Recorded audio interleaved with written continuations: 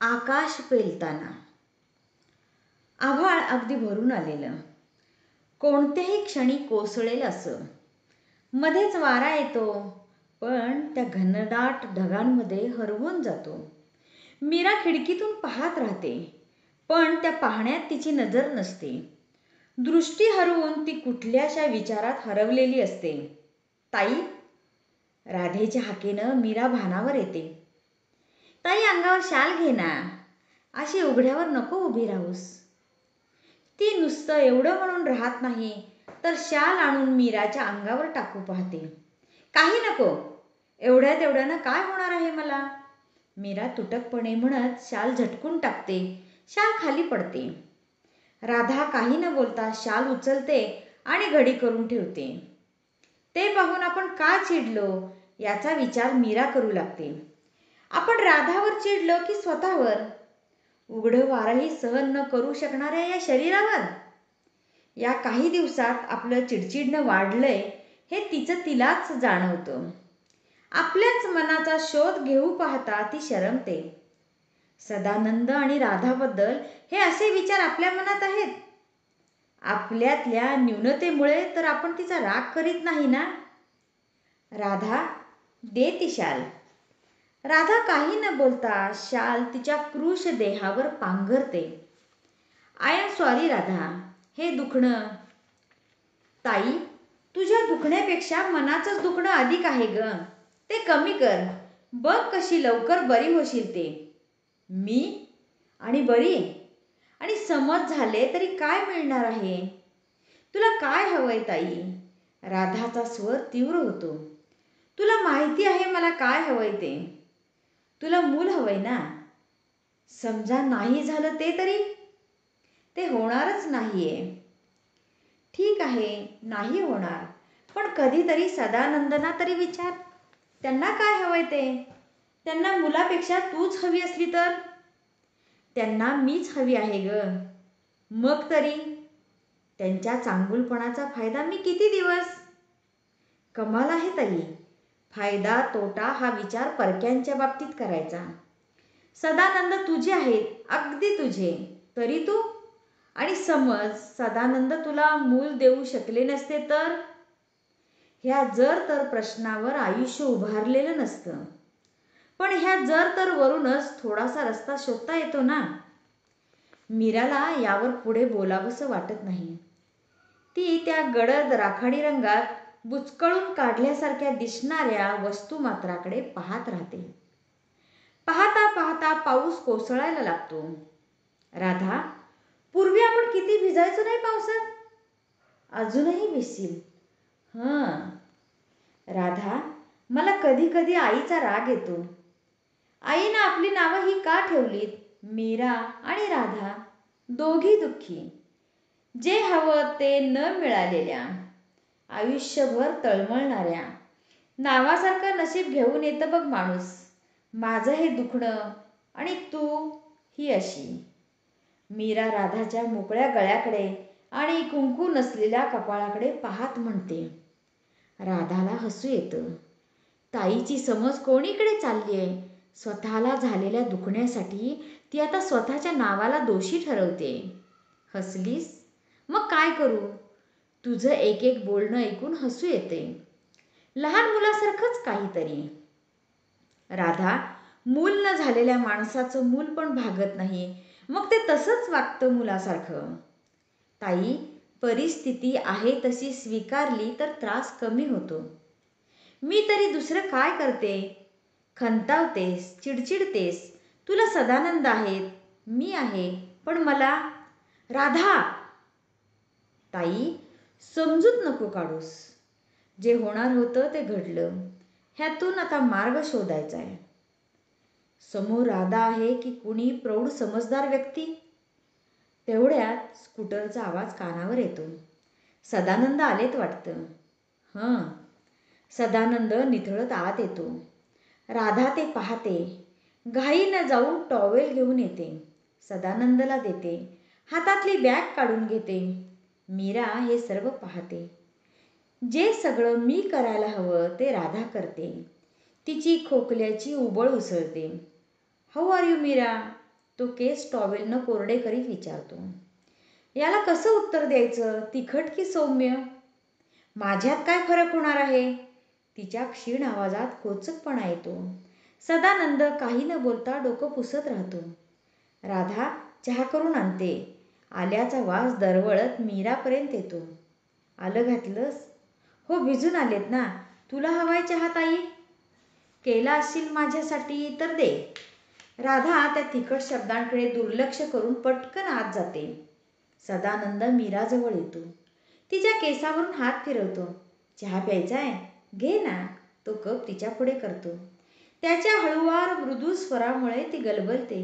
आपण असे का वागतो, तोडून का बोलतो? तिचे डोळे भरून येतात. मीरा, रडायचं नाही. क्षमा करा सदानंद, मी फार दुखावते तुम्हाला. मीरा, दुखण्यामुळे होतं असं. आम्हाला त्याचं काही वाटत नाही. त्याचा आम्हाला हा शब्द तिच्या जिव्हारी लागतो. आम्हाला म्हणजे सदानंद आणि राधा हे दोघं नकळत जवळ येत आहेत.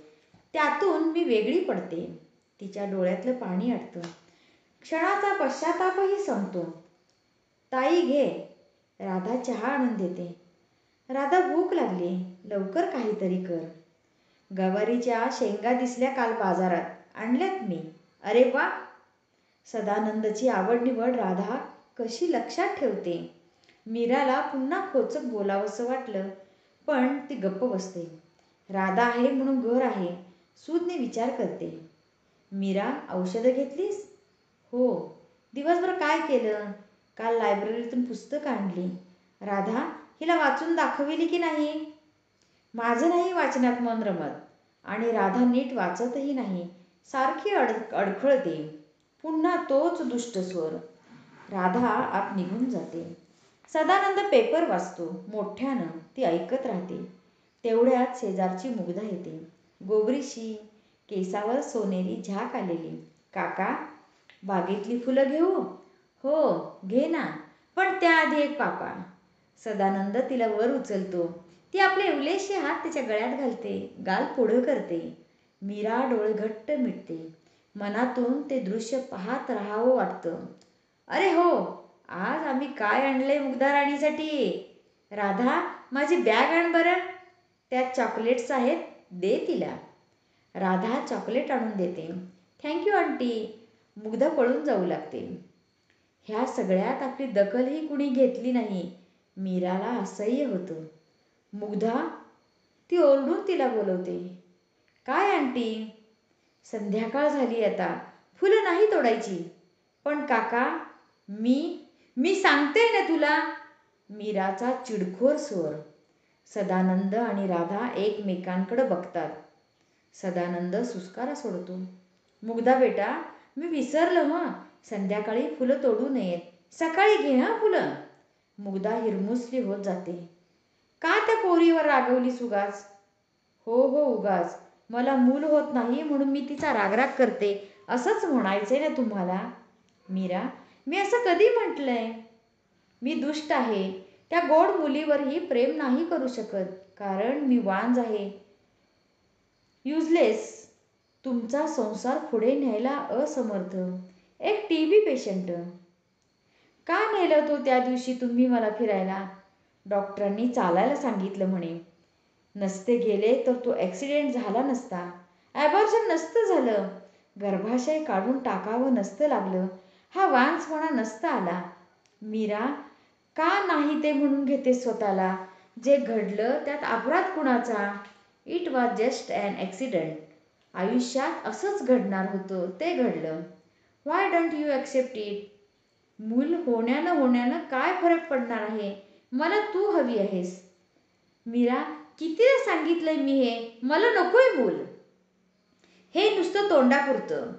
तुमच्या मनात काय आहे हे का मला कळत नाही? तुम्हाला मुलं आवडतात. किती खेळता तुम्ही मुग्धाशी? आवडणारी प्रत्येक वस्तू, व्यक्ती आपल्याला हवीच असते का मीरा? आवड अखेर आवडीच्याच ठिकाणी राहते. हवं तर उद्यापासून मी मुग्धाशी खेळणार नाही. मीरा व्याकुळते. नाही सदानंद, असं करू नका.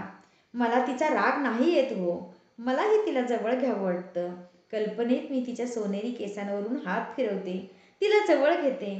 छातीत दाटून येतं. वाटतं हे सुख आपण का नाही अनुभवलं? लुसलुशीत हातांची मिठी आपल्याच नशिबात का नव्हती? ती असहायता मग रागात बदलते. मी चिडचिडते आणि तब्येत आणखीन खराब करून घेतेस, असंच ना? काल डॉक्टर काय म्हणालेत? या तुझ्या विचार करण्यामुळेच तब्येत रिकवर होत नाहीये. औषधांचा रिस्पॉन्स मिळत नाहीये. समजावून सांगून मीही थकलो आता. मीरा, जशी आहेस तशी तू मला हवी आहेस. सदानंदनं मीराला जवळ घेतलं. राधाच्या डोळ्यातही पाणी जमलं. ती उठून आत गेली. त्या आवेगामुळंच थकल्यानं मीराचा डोळा लागला. अचानक ती दचकून जागी झाली. खोलीत सदानंद आणि राधा नव्हती. मीरा हळूच उठली. पाय न वाजवता दाराशी आली. तिथेच थबकली. राधा सदानंदला जेवायला वाढत होती, गप्प होऊन. आज गप्प का आहेस राधा? मला भीती वाटते सदानंद. कसली? ताईचं हे असं वागणं. सारखी चिडते, कधी माझ्यावर कधी तुमच्यावर. आपल्याबद्दल तिच्या मनात काय आहे हेच कळत नाही. मी तुमचं करते याचाही तिला राग येतो. हे सगळं दुखण्यामुळे राधा. जे तिला करावंसं वाटतं ते ती करू शकत नाही याची खंत. तुम्ही तिला एवढं समजावून सांगता तरी? राधा, तुझी ताई एक साधीसुधी स्त्री आहे, एक गृहिणी. तिला संसार हवा, नवरा हवा, मूल हवं. तिच्याबरोबर 2 वर्ष मी एवढ्या आनंदात काढली राधा. ती केवढं प्रेम या संसारावर करते हे पाहिलंय मी. पण तरी सदानंद, तिच्या मनात याहून काही वेगळं आहे, जे नसावं ते. मी काही दिवस घरी जाऊ का? तुला नको कसं म्हणू राधा, पण इथे तुझी गरज आहे. या घराला, ताईला आणि मलाही. तू या घराची झाली आहेस. मीरानं पाहिलं. सदानंदने राधाचे हात हातात घेतले होते, पण त्यात कोठेही अधीरता नव्हती, केवळ एक शांत स्पर्श. घरालाही माझी गरज आहे, पण सदानंद, कधीतरी ही गरज संपेल. त्यावेळी मी स्वतःला कशी शोधू? मला माझं अस्तित्व शोधायचंय. मी इथे का राहते? ताईला आवडत नसतानाही. मीरा ऐकता ऐकता ओशाळली. राधा पुढे बोलतच राहिली. एकटेपण, नुसतं एकटेपण. कुणी काळजी करणारं नाही. मला काय आवडतं नावडतं याचा विचार करणारं नाही. खरं तर सगळं आपलं आपल्याला सहज करायचं असतं, तरी भावनिक सोबत का हवी वाटते? राधा, तू एकटी, तसाच मीही एकटा आहे. हे मीराचं दुखणं. कित्येकदा धीर सुटतो, पण मीराशी बोलू शकत नाही. तिलाच मी धीर द्यायचा. तिची ढासळती तब्येत. राधा, कालच डॉक्टर म्हणाले. काय? मीरा दुसऱ्या स्टेजमध्ये गेली. काय? राधाच्या उद्गारात दुःख भरलेलं होतं. होय राधा, सर्व प्रयत्न करूनही ती बरी होत नाही. आपलं माणूस पाण्यात बुडताना पाहताना काठावरचा माणूस किती असहाय्य एकाकी असतो ते मी अनुभवतोय. यात तुझा फार मोठा आधार आहे राधा. हे सगळं तुझ्याच जवळ बोलायचं, मनातले कड तुझ्याच जवळ रिते करायचे आणि पुन्हा मीराजवळ जायचं, तिला धीर द्यायला. मीरा परतली. आकाशाच्या जवळ जाऊन परतावं असं तिला झालं. ही दोघं आपल्या अवतीभोवती वावरणारी, पण तरी आपण यांना समजू कसं शकलो नाही. दोघं एकटी, एकाकी, एकमेकांचा आधार शोधतायत आणि मी हे कसले घाव घालू पाहते. राधाचं दुःखही आज कळते.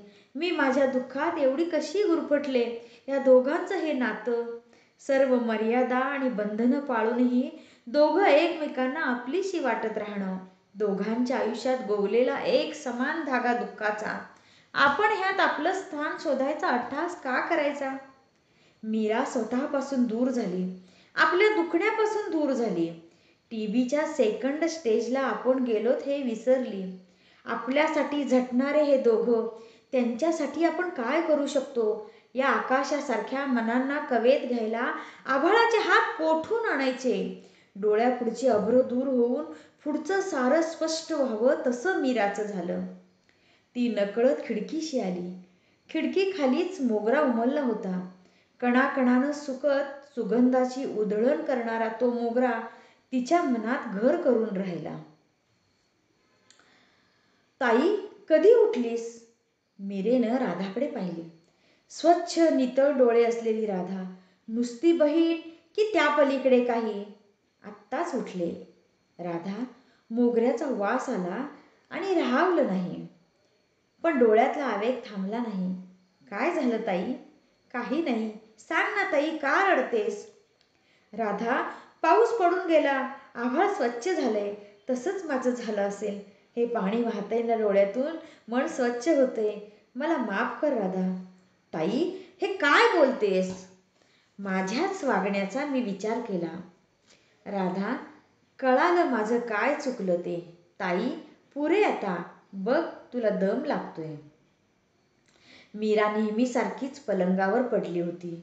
आपलं दुखणं कमी होत नाही हे तिला जाणवत होतं. सॅनिटोरियममध्ये राहायला तिचा नकार होता. एवढा प्रशस्त बंगला, मोकळी हवा, याहून अधिक तिथे काय मिळणार होतं? तिथे राधा नव्हती, सदानंद नव्हता. आयुष्यात जे काही हवं ते या दोघांच्या रूपानं मिळालं. हेच कृतार्थ क्षण मरणाचे असावेत. हळूहळू खंतावत मरण्यापेक्षा का नाही मरणाला उत्कटतेनं भिडायचं? सदानंद. बस न जवळ. बोल मीरा. तुमच्या प्रेमाचा अर्थ सांगाल? तो मी तुला कसा सांगू? तू माझ्यावर जे प्रेम केलंस त्यावरून मी प्रेम करायला शिकलो. तुम्ही असेच जवळ असावेसे वाटता. सदानंदनं तिला जवळ घेतलं. नका, एवढे माझ्याजवळ येऊ नका. असू दे. सदानंदा आवाज बदलला. क्षणाचं वादळ सामावलेला त्याचा हात तिच्या कृश अंगावरून फिरला, पण लगेच तो सावरला. मी आंघोळ करून येतो मीरा. मीरा सुन्न झाली. हे आवेग यांना कुठवर असेच मारून टाकायचे? माझा हा जगण्याचा अट्टहास का? हे जर्जर शरीर कुठवर सांभाळायचं? त्यापेक्षा औषध बंद करून. ताई, औषध घेतेस ना? राधा. मी आत्ताच घेतलं. आपण एवढं बेमालूमपणे खोटं बोलू शकतो? राधा. इकडे ये. हं, आज तुझा प्रोग्रॅम काय? माझा कसला प्रोग्रॅम ताई? ही उणीपुरी 25 वर्षाची राधा. हिला हिचे प्रोग्रॅम्स नाहीत? राधा. तुला कधी? बोल ना ताई. पुन्हा तुला नव्यानं जीवन सुरू करावंसं नाही वाटत? ताई, जीवन सुरू करणारे आणि संपवणारे आपण कोण? ओठावरचं हसूही माझं पुसलं नव्हतं आणि अश्रूंचे लोटच्या लोट माझ्या अंगावर लोटले.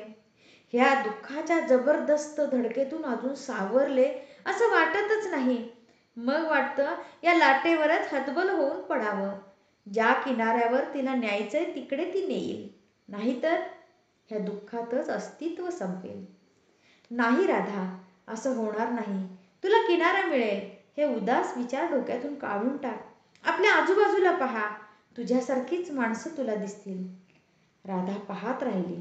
नेहमी चिडचिड करणारी मीरा. आणि ही. ताईला झालंय काय? राधा. तू इकडे अशी कोमेजतेस, हे तिकडे उदास. आज तुम्ही पिक्चरला जा बघू. नको ताई. नको काय? उठ, तयार हो. 4 वाजत आलेत. मी सांगते सदानंदला. अखेर सदानंद आणि राधा पिक्चरला निघाली.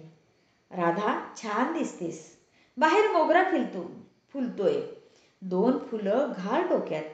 आणि लॅच घेतली ना बरोबर? कदाचित मी झोपले असेन. आणि राधा, आजपासून सदानंदांचा बिछाना बाहेरच घे. पण ताई, बाहेर मी. राधा. माझं हे असं लागट दुखणं, उगाच कशाला विषाची परीक्षा? दुखणंही वाढणार. मग ताई, मी झोपीन तुझ्या. तू तरी काय शेणामेणाची घडली आहेस? ह्या खोलीत मी एकटी झोपणार. रात्री कधीतरी मीराला जाग आली. कानोसा घेतला. सदानंद आणि राधा जेवत होते. मीरा जागीच होती. विचारांचं काहूर मनात होतं. हातून काहीतरी सुटून जात होतं. तरीही ओंजळ भरल्यासारखी वाटत होती. आता येणाऱ्या मृत्यूचं भय नव्हतं. आपली माणसं दुरावणार ही खंत नव्हती. ह्या पलीकडे मन गेलं होतं. औषधाची वेळ झाली. मीरेनं फ्लॅपमधून हव्या त्या गोळ्या काढल्या. गादीखाली ठेवून दिल्या. मीरा. सदानंदची हाक. ती ऐकूनही मीरा डोळे मिटून पडलेली. झोपू द्या तिला सदानंद. झोप फार कमी झाली तिची. औषधं ही काय घेतलेली दिसत आहेत. रिकामी फ्लॅप दाखवत राधा म्हणते. पावलं बाहेरच्या खोलीत गेलेली. राधा, माझा बिछाना बाहेर का घातला? ताईच म्हणाली तसं. पण का? तुम्हाला काही त्रास होऊ नये म्हणून. तू तिला सारं काही सांगितलंस दुखण्याबद्दल?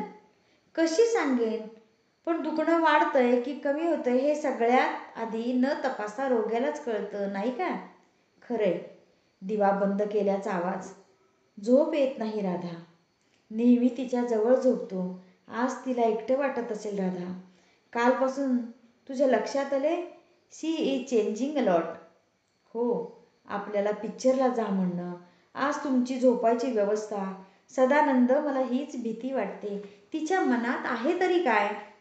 याबाबत ती काय सांगू पाहते? तिला काय वाटत असेल राधा? जवळ येणारा मृत्यू. सदानंदचा आवाज भरून आला. राधा सदानंद जवळ आली. नुसता एक बोलका स्पर्श. धीर धरा म्हणून विनवणारा. मी तुमच्या सोबत आहे हे सांगणारा. Good night Sadanand. Good night. श्वासांची मंद लय. मीरा हळूच उठली. बाहेर आली. नाईट लॅम्पच्या मंद प्रकाशात दिवाणावर झोपलेली राधा आणि सोफ्यावर झोपलेला सदानंद स्पष्ट दिसत होते. मीरानं एक निश्वास सोडला. रात्रीतून सारखं उठून चाळा लागल्यागत मीरा बाहेर डोकावून पाहत होती. ताई, अगं उठ ना, किती वेळ झोपतेस? मीरा राधेच्या आवाजानं उठली. 9 वाजलेत ताई. बाई ग, किती उशीर झाला. रात्री झोपच नाही. ताई, आम्ही आलो त्यावेळी? त्यावेळी म्हणजे? नंतर जागी झाले मी. मीरेचं सावरून घेणं राधाला समजलं. ताई, खरं सांग, तुला काय वाटते? माझी शपथ सांग. राधा, काय सांगू? तुम्ही दोघं एवढे मोठे आहात. तुमच्या बरोबरीला येऊ पाहते ग. जेवढी जवळ येऊ पाहते तेवढे तुम्ही आणखीनच अथांग आहात हे लक्षात येतं. राधाच्या सर्व काही लक्षात आलं. ताई, समज काही बरं वाईट आम्ही वागलो असतो तर? राधा, खरंच सांगते, तीच भीती होती ग. 10दा उठून तेच पाहिलं. पण शांतपणे झोपलेले तुम्ही दोघं. ताई, माणसासारखी माणसं आम्ही. तुला असं वाटतंय का की या दुखण्याशी तू एकटी झगडतेस? राधा, कळालंय आता सर्व. हे सगळं सोडून आता जायचंय मला. आज तुला सांगते, तुला मी किनारा दाखवून दिलाय. फक्त एवढंच. मी असेपर्यंत सदानंद माझेच. ताई, काय बोलतेस हे? मीराचा कापणारा हात हाती घेत राधा म्हणाली. अगं, असं काहीही नाही. माहिती आहे, पण माझी इच्छा आहे की तुझ्यासाठी हाच किनारा आहे राधा. आयुष्यातल्या लाटांनीच तुला हा निर्णय दिला आहे. तुम्ही एवढे जवळ आला आहात की तुम्हाला दूर होणं अवघड होईल. आयुष्यानं दिलेला हा निवाडा मलाही मान्य आहे. माझं एवढं मागणं पुरे ताई. बोलू नकोस, अगदी नको. राधानं मीराचे हात धरले होते. ते हातच खूप काही सांगून जात होते. मीरा, अजूनही विचार कर. एवढा प्रवास तुला झेपेल? आता आपली तयारी झाली. बांधलेला होल्डॉल 1 मिनिटात सोडता येतो. मीरानं तीर्थाच्या दर्शनाला जायचा हट्ट धरला होता. डॉक्टरांनीही कंटाळून तिला न्यायचा सल्ला दिला होता. मीराची वाढती अवस्था पाहून सदानंदचं मन कच खात होतं. रस्त्यात काही झालं तर? हे बघा, काही झालंच माझं बरं वाईट कुठेतरी, तिथेच पवित्र क्षेत्री. पवित्र क्षेत्र? तुमचा नाही विश्वास, पण माझ्या विश्वासासाठी ठीक आहे. पहिल्याच मुक्कामात राधाचं सदानंदच्या नावे पत्र हजर होतं. पत्र वाचलं आणि सदानंद हादरला. अहो, काय झालं? काय झालं विचारतेस, मूर्ख? मीराला हसू आलं. शिव्या काय देताय? मग काही पूजा करू तुझी बाई? राधाला गादी आवरताना तू न घेतलेली औषधे मिळाली.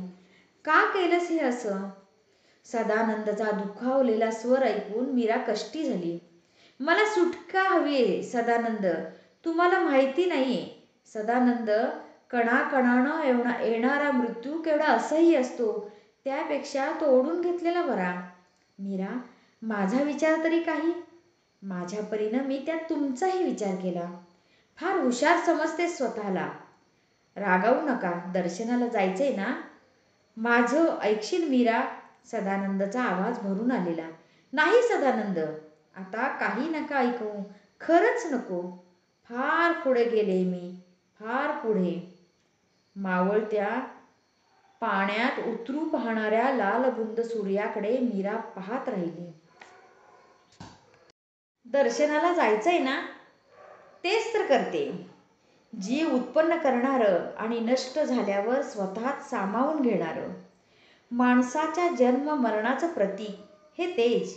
आज माझ्याच जन्म मृत्यूला मी वंदन करते. मला जन्म देऊन हे सुंदर विश्व, सुंदर भावना अनुभवू दिल्या म्हणून, प्रेमाचं वरदान तुमच्या आणि राधाच्या स्वरूपात दिलं म्हणून, आणि मृत्यूला वंदन ते या दुःखातून, वेदनेतून मला अलगद उचलून नेणार म्हणून. या तेजातच साऱ्या विश्वाचं रहस्य, अर्थ सामावलाय. आज तोच जाणवतोय. ही समुद्राची अखंड गाज, हा कशाचा उद्घोष? किती पवित्र आहे हे सारं. ही मीरा, नेहमी सामान्य वाटणारी मीरा, प्रेमाला सर्वस्व मानणारी, चिडचिड करणारी, मूल होणार नाही म्हणून विषण्ण होणारी, ही कोठे येऊन पोहोचली? हा एवढा मनाचा प्रवास हिनं केला तरी कधी? सदानंद न बोलता मीराला पाहत होता. भरतीचे तुषार, समुद्राचं वारं, तिच्या छातीचा दुबळा पिंजरा ते सहन करू शकत नव्हता. खोकल्याची जीवघेणी उबळ उसळली. मीरा. सदानंद तिला सावरत होता, पाठीवरून हात फिरवत होता. मीराचं डोकं त्यानं मांडीवर घेतलं. काट्यातूनही इवलसं फूल डोकवावं तसं त्या वेदनांच्या रेषातूनही मीराच्या ओठावर, डोळ्यात स्मित उतरलं होतं. घाबरू नका सदानंद, मी सिद्ध आहे, मला मरणाची भीती नाही. मीरा. सदानंदनं तिचा हात हातात घेतला आणि त्यावर आपले ओठ टेकवले. मीरानं डोळे मिटले. हे तेज जेवढं सत्य, तेवढंच प्रेमही सत्य. जगण्याचा आधीचा आधार तुमचं प्रेम होतं. सहन करण्याचा आधार तुमचं प्रेम झालं आणि आता मरण्याचा आधार तुमचं प्रेम झालंय. शब्द जड होऊन बाहेर येत होते. उबळीवर उबळी येत होत्या. काय झालं बेटा? मीरानं प्रयासानं डोळे उघडले. अगदी साधासुधा पोशाख असलेली एक व्यक्ती समोर उभी होती, पण चेहऱ्यावरचं तेज आणि पावित्र्य लपत नव्हतं. ती व्यक्ती खाली वाकली. तिनं मीराचा हात हातात घेतला. डोळे मिटून मीराच्या नाडीचा अंदाज घेतला. हिला आश्रमात घेऊन चला. मला सगळे बाबा म्हणतात. इथेच माझा आश्रम आहे, पण हिला आधी घेऊन चला. मागाहून सगळी उत्तरं मिळतील. दोघांनी मीराला आधार देत उठवलं, आश्रमात आणलं. आश्रम माणसातल्या परमेश्वरासाठी आहे. कितीतरी दुःखी पिढी तिथं आहेत. कसलासा काढा बाटलीतून काढत बाबांनी म्हटलं, आ कर बेटा. नाही बाबा, मी औषध घेणार नाहीये. हे काय आश्रम म्हणालात? देवादिकांचे फोटो नाहीयेत असंच ना? हा बाबा हसले. लहान मुलासारखा हट्ट करतेस? नाही बाबा, मला आता हे शरीर तगवायचं नाही. मला जाऊ द्या आता संत. शेवटचा प्रवास सुरू झालाय. तुला ज्याच्याकडे जायचंय तो या रस्त्यानं तिथे भेटेल याची खात्री आहे तुला? हो. काही दिवसात मृत्यू. तो मृत्यू नाही, आत्महत्या. पापाचं एक गाठोडं तुझ्या हाती देणारा. पण मला नाही आता जगायचंय. ते पाप चालेल मला. आधी हा काढा घे, नंतर आपण बोलू. माझ्या समाधानासाठी घे. त्यांच्या आवाजात मार्दवयुक्त आग्रह होता. ते शांत पवित्र डोळे मीरानं नकळत हात पुढे केले. शाब्बास. मरणाजवळ जायचा रस्ता इतका सोपा नाही बेटा. मरण सहन करायची ही शक्ती शरीरात हवी. नाहीतर फार त्रास देत शरीराचा एक एक बंध तुटत राहतो. तुम्ही कोठे उतरला? हॉटेलमध्ये. मला वाटतं सध्या तुम्ही हॉटेलात राहणं योग्य नाही. परतीचा प्रवासही हिला झेपणारा नाही. आश्रमात राहा. सदानंद किंकर्तव्यमूढ झाला होता. बाबांच्या शब्दांनी त्याला धीर मिळाला. मी सामान घेऊन येतो. घेऊन या. तोवर मी आहे हिच्याजवळ. मीरा, मी जाऊन येतो हं. तू थांबशील ना? मीरानं बाबांकडे पाहिलं. रात्रीच्या अंधाराला निरांजनाची साथ लाभावी असं तिला वाटलं. ती पाहत राहिली. सदानंद बाहेर गेला. मीरा ना नाव तुझं? हो. औषध का नाही घेत? मला हे सगळं संपवायचंय बाबा. का?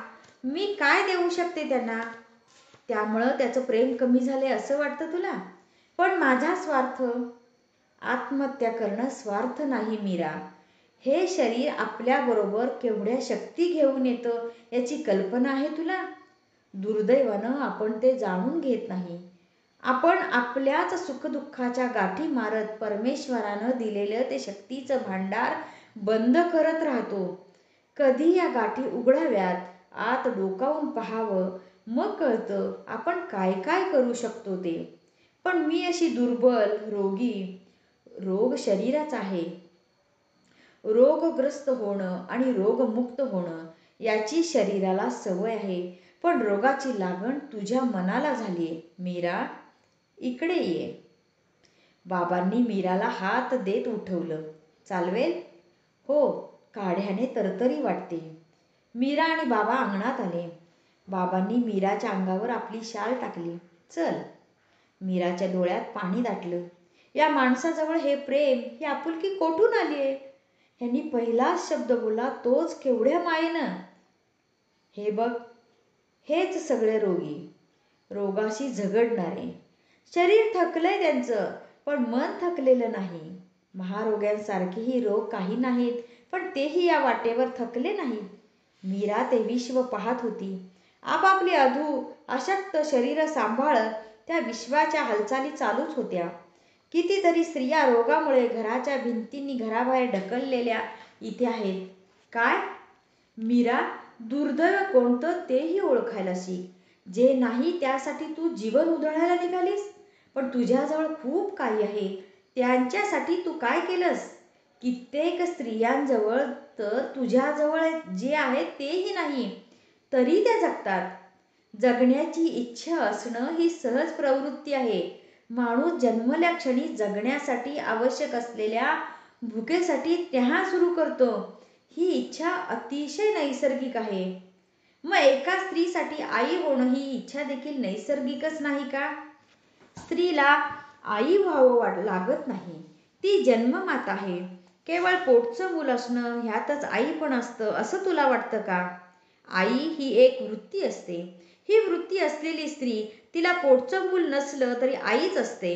संगोपन, काळजी घेणं, ममता हे गुण विधात्याला स्त्रीमध्ये घालून फारच मोठी शक्ती स्त्रीमध्ये दिली आहे. तरी मी हे विसरू शकत नाही की मी त्यांना मूल देऊ शकत नाही. देऊ शकणं, केवढा अहंकार आहे बघ या दोन शब्दात. जे घडणार ते घडत असतं, पण ते सर्व कर्तुम आपण आपल्यावर लादून घेतो. मी हे केलं, हे दिलं आणि मग कधी जे हवं ते घडलं नाही की माणूस स्वतःला अपराधी समजायला लागतो. अहम दुखावतो. इतका की जशी तू मृत्यूला जवळ करू पाहतेस. किती लहान सहान गोष्टीवर हे अहमभाव आधारले आहेत. बाबा, मूल ही गोष्ट लहान नाही, पण तुला ती जेवढी मोठी वाटते तेवढी मोठीही नाही. व्यक्तिगत कोशात ती मोठी असेलही, पण एकदा हे व्यक्तिगत कोशाचं आवरण तू बाजूला टाकून दे, त्या बाहेर ये. मग तुला कळेल मीरा की एक मूल या अफाट जगात येणं ही किती साधीसुधी बाब आहे. मला मूल नाही म्हणून असं म्हणता? तुला मूल असतं तरी हेच म्हटलं असतं. मूल होण्यानं तुला तुझं विश्व परिपूर्ण वाटलं असतं. पण माणसाच्या व्यक्तिमत्वाचा सतत विकास होत असतो. तो विकास माणसाला कधीतरी परिघाबाहेर काढतो. आयुष्य एक परिघ नसलेल्या जगात प्रवेश करतं. तिथे आप्त, स्वकीय, परके सर्व सारखेच असतात. प्रत्येकाच्या आयुष्यात ही अवस्था कधी ना कधी येतेच. मग दुःख तर माणसाला फार चटकन सावध करतं. दुःखात वाहून न जाता त्यातून सावरलं तर दुःख संकुचित कवच फार लवकर फोडतं. म्हणूनच दुःखावर प्रेम करणारी माणसं आहेत. पण नुसतं प्रेम करणं महत्त्वाचं नाही, तर ते दुःख समजून घेणं महत्त्वाचं आहे आणि त्या दुःखाला ओलांडून जाणं महत्त्वाचं आहे. म्हणून कुंतीनं दुःखाचं वरदान कृष्णाला मागितलं. मीरा, तूही तुझं दुःख ओलांड आणि तुझ्यातल्या शक्तीचं परीक्षण कर. मीरा शहारली. तुला त्रास होतोय बेटा, आपण आत जाऊ. नाही बाबा, त्रास नाही होत. बाबा, मी बरी होईन. बेटा, तू मनात आणलंस तर नक्कीच. त्यांनी मीराच्या डोक्यावर हात ठेवला. त्यांचे ओलसर झालेले डोळे आनंदानं चमकत होते.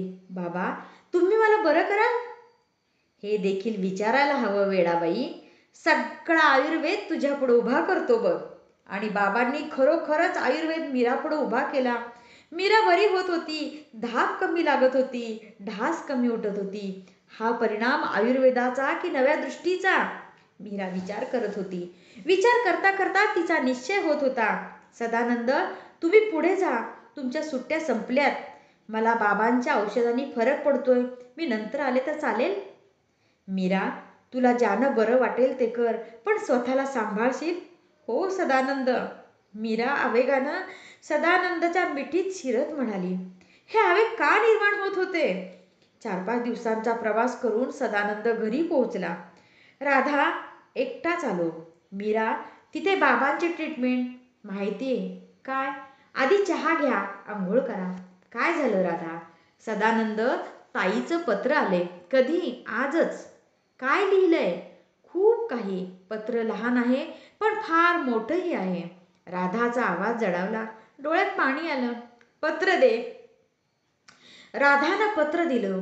प्रिय सदानंद आणि राधा, एका नवीन जीवनात प्रवेश केल्यावर पत्र लिहिते. मी जे पाऊल टाकते ते योग्य की अयोग्य हा संभ्रम मनात आहे. पण बाबांनी मला दिलेला आत्मविश्वास सांगतोय की मी जे काही करते ते योग्य आहे, सर्वांच्याच दृष्टीने. म्हणून मी हा निर्णय घेतला. हा निर्णय मी घेतला असं तरी कसं म्हणू? हा निर्णय माझ्याच आयुष्यानं मला दिलेला आहे. एवढा सुंदर निर्णय मला आयुष्यानं द्यावा हे माझं भाग्य. सदानंद, मी तुमच्या आयुष्यातून दूर व्हायचं ठरवले. प्रत्येक गोष्ट मी आजवर तुम्हाला सांगून केलेली, पण आज मात्र हा निर्णय तुम्हाला न सांगता घेतलाय. ज्या क्षणी मी औषधं बंद करायचा निर्णय घेतला तेव्हाच मी मृत्यू स्वीकारला. पण बाबांनी माझा नवा जन्म घडवला. नवीन जाणीवांनीच एक नवीन मीरा घडवली. आज माझ्या मनाच्या प्रवासाकडे बघते. मुंगी उडाली आकाशीचा प्रत्यय येतोय. जमिनीत किड्यानं घर करून राहावं तसा मी माझ्या संसाराच्या, दुःखाच्या, सुखाच्या जाणीवा मनावर ओढून राहिले. प्रथम आपल्या अस्तित्वावरही अथांग आकाश आहे याची जाणीव झाली तुमच्यामुळे, राधामुळे. आपापलं एकटेपण सांभाळत, मर्यादा सांभाळत तुम्ही जवळ आला होतात. माझ्या सर्व शंका कुशंका जळून जाव्यात अशी तुमची जवळीक. तुमच्या सावल्यांच्या आधाराने हा प्रवास सुरू झाला. तेव्हाच मनाला जाणवलं तुमच्यातला अडसर दूर करायचा. स्वतःच्या पावलावर विश्वास नव्हता म्हणून समोर उत्तर होतं केवळ मृत्यू. मनाची उलघाल झाली. आपलं सर्वस्व दुसऱ्याच्या हाती. हे दुसरं तरी कोण? राधा, माझी बहीण, प्रसंगी सखी, आई. मी तुमच्यापर्यंत पोहोचायचा प्रयत्न करीत होते, पण या 3 वर्षात आपल्यात कोणतं नातं होतं? पती पत्नींचे संबंध तर संपलेलेच होते. पती, पिता, मित्र या सर्वांपलीकडचं हे नातं होतं. त्या सर्वांपलीकडे तुम्ही जपलत मला. फुलांचा सुगंध कोठून येतो हे पाकळी तोडून शोधावं लागत नाही. तो सुगंध नुसता अनुभवायचा. तशाच तुम्ही माझ्याबद्दलच्या, तुम्हा एकमेकांबद्दलच्या भावना. माझं दुबळेपण मला खेचत होतं. हे दुबळेपण कसलं होतं? आज विचार करते, हे दुबळेपण माझ्यातल्या मीच होतं. माझा संसार, माझा पती, माझी स्वप्न, माझं मूल हे सर्व त्या मीशी निगडीत होतं. माझा वेडेपणा की मी फुलांच्या सावल्या अंगावर ओढून चालले होते. फुलं कोमेजतात, फार लवकर कोमेजतात. नुसत्या त्या वाऱ्याच्या झुळकीनंही सावली नेहमी आभाळाची जवळ करावी. माणूस कितीही उंच झालं तरी त्या सावलीतच मावेल अशी. आकाशाचा कवडसा तुम्ही मला दाखवून दिलात. पूर्ण आकाश बाबांनी दाखवलं. आज तेच आकाश मला आव्हान देतंय. मेघांचे अश्रू सांभाळणारं आकाश मला म्हणतंय, आता तू आकाश हो, इतरांचे अश्रू वाहून दाखव. आव्हान पेलेल की नाही माहीत नाही, पण आव्हान स्वीकारावं असं वाटतंय. मृत्यूची वाट भित्रेपणाची नव्हती. ज्या व्यक्तीनं मृत्यूची पावलं ऐकली आहेत त्याला अनेक बंधनं तोडावी लागतात. आपलं अस्तित्वच संपणार ही भावनाच किती मन मारून टाकते. याचा अनुभव घेतल्यावर हा मार्ग भित्रेपणाचा आहे असं मी म्हणणार नाही, पण तो मार्ग शहाणपणाचाही नव्हता. माझ्यातलं बळच मी जाणलं नव्हतं. लोकांचे अश्रू पुसायला केवढं बळ लागतं हे मला बाबांकडे पाहून कळालं. त्यासाठी आधी आपले अश्रू विसरावे लागतात. फार अवघड आहे ते. माझी स्वप्न, इच्छा, संसार सारं काही मी राधाच्या आधी हाती देत आहे. ओटी भरताना 4 दाणे मागे उरवतात तसं हे सर्व तिच्या ओटीत घालताना माझ्या दुःखाचे कड मी उरवले आहेत. तेवढा ओलावा माझं मन कोरडं न व्हायला आवश्यक आहे. लहानपणी खेळताना नेहमी पहिला डाव देवाला द्यायचो. आपला हा पहिला डाव असाच आला. अचानक अशा तऱ्हेनं तुम्ही एकमेकांचे होणार. कदाचित गोंधळाल. पण क्षणाचा गोंधळ संपल्यावर तुमच्या लक्षात येईल तुम्ही दोघे किती एकमेकांचे झाला आहात. एका साध्या सुध्या मनाचा हा प्रवास आहे. मृत्यूच्या जाणीवेनं हा घडला म्हणून की जमिनीवर उभ्या असणाऱ्या माणसाची नजर नेहमीच आकाशाकडे लागलेली असते. त्या नजरेचा हा प्रवास म्हणू. रागवला? स्नेह आणि प्रेम बसलेल्या माणसावर रागवायचा हक्क आहे तुम्हाला? तुमची मीरा. पत्र वाचता वाचता सदानंदनं डोळे घट्ट मिटले. पण न जुमानता पाणी डोळ्याबाहेर आलंच. लहानशा थेंबानं रंगाचं इंद्रधनू पुढे ठेवावं तसं झालं. त्याने डोळे उघडले. नजर खिडकीबाहेर गेली. बाहेर आकाशाची निळाई पसरलेली. पण नेहमी दूरस्थ परकं वाटणारं आकाश त्याला आज खूप आपलंसं वाटलं. जवळ आहे असं वाटलं.